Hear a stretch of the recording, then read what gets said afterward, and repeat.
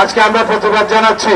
রাজশাহীতে আমাদের বোনদের উপরে অত্যাচার করেছে, তাদেরকে জুতাপেটা করেছে, প্রহার করেছে একটি ধর্মীয় গোষ্ঠী, একটি ধর্মের নাম ব্যবহার করে যারা রাজনীতি করে তারা।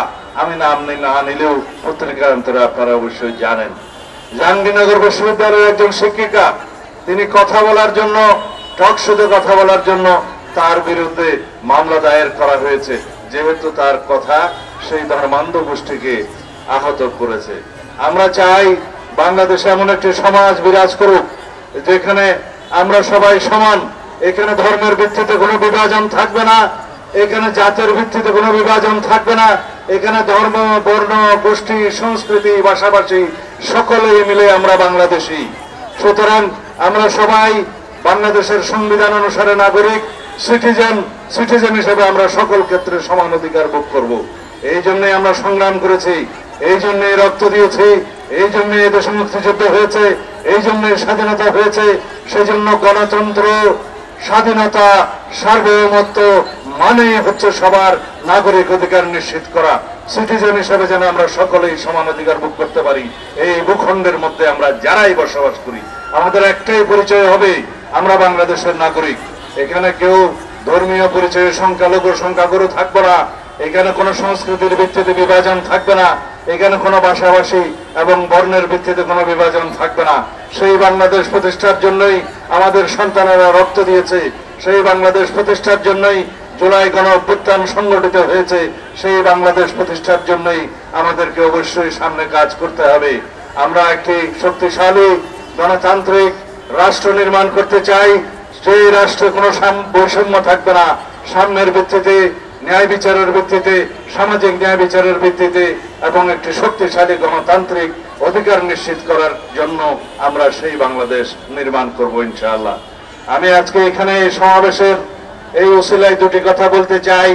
গতকালকে বাংলাদেশে একটি আদেশ জারি করা হয়েছে, রাষ্ট্রপতির আদেশ, এবং একই সাথে জুলাই জাতীয় সনদ সহ সেই আদেশের উপরে গণভোট অনুষ্ঠানের জন্য আহ্বান করা হয়েছে। আমরা আমাদের দলের পক্ষ থেকে বলেছি, জুলাই জাতীয় সনদ যেভাবে স্বাক্ষরিত হয়েছে সেটা আমরা প্রতিপালনে প্রতিশ্রুতিবদ্ধ, অঙ্গীকারাবদ্ধ। জুলাই জাতীয় সনদ যেভাবে রচিত হয়েছে, প্রণীত হয়েছে, স্বাক্ষরিত হয়েছে, সেই জাতীয় সনদ আমরা অক্ষরে অক্ষরে প্রতিপালন করার জন্য অঙ্গীকারাবদ্ধ। এর বাইরে চাপিয়ে দেয়া, জবরদস্তিমূলক আর যে কোনো প্রস্তাব যদি দেয়া হয় সেটা জনগণ বিবেচনা করবে। গণভোটের মাধ্যমে একই দিনে জাতীয় সংসদ নির্বাচনের দিনে জনগণের সম্মতি গ্রহণের জন্য যে প্রস্তাব করা হয়েছে সেটাকে আমরা স্বাগত জানিয়েছি, কারণ এটা ব্যয় সাশ্রয়ী, এটা সময় সাশ্রয়ী, এটা বিভিন্ন রকমের আয়োজনের সাশ্রয়ী এবং এটা সুবিধাজনক। বেশি ভোটারদের অংশগ্রহণের মধ্য দিয়ে তারা মতামত দিতে পারবে। তবে এটা আমাদের মনে রাখতে হবে, গণভোটের মধ্য দিয়ে আইন প্রণয়ন করা হয়ে যাবে না, গণভোটের মধ্য দিয়ে সংবিধান সংশোধন হয়ে যাবে না। তার জন্য অবশ্যই জাতীয় সংসদ গঠিত হতে হবে।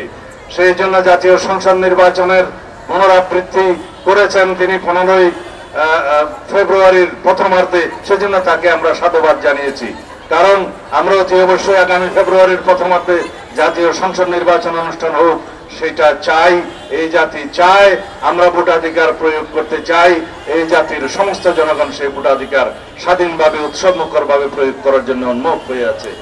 আমরা মনে করি বাংলাদেশে সেই জাতীয় সংসদের সার্বভৌমত্ব যাতে ক্ষুণ্ণ না হয়, সেই জন্য আমরা কোনো আরোপিত আইন দিয়ে, আদেশ দিয়ে, যে কোনো রকমের জবরদস্তিমূলক প্রস্তাব দিয়ে জাতীয় সংসদের সার্বভৌমত্বকে আমরা হস্তক্ষেপ করাতে দিতে চাই না।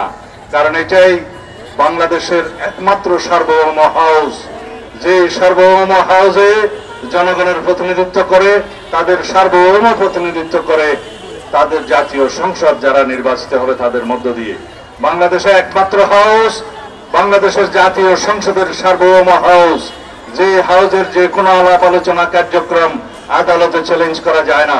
সেই জাতীয় সংসদের সার্বভৌমত্বকে ডিক্টেট করানোর মতো কোন প্রস্তাব, কোন আরোপিত বিষয় থাকতে পারে না, সেটা আমরা পুনরুচ্চারণ করছি।